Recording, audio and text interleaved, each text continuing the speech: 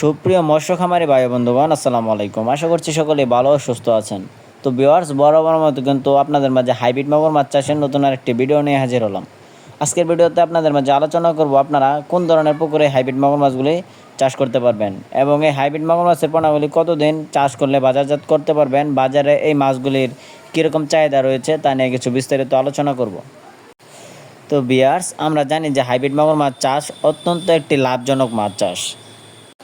আপনারা যারা ইতিমধ্যে হাইব্রিড মাগুর মাছ চাষ করেছেন তারা এই হাইব্রিড মাগুর মাছ সম্পর্কে এর গুণমান সম্পর্কে কিন্তু জেনে থাকবেন। কেননা এই হাইব্রিড মাগুর মাছ পুকুরে চাষ করলে সহজে মারা যায় না, এদের রোগবালাই নাই বললেই চলে।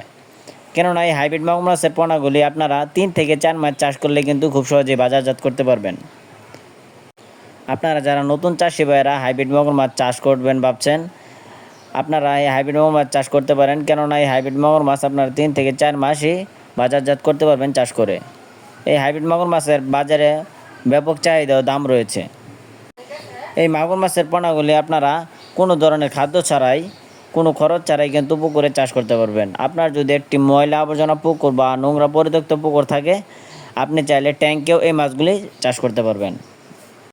তো সম্মানিত মাছ চাষি ভাইয়েরা, আপনারা যারা উন্নত জাতের চকলেট কালার হাইব্রিড মাগুর মাছের পোনা সংগ্রহ করতে চান, আপনারা চাইলে কিন্তু আমাদের স্ক্রিনে দেওয়া নাম্বারে যোগাযোগ করতে পারেন।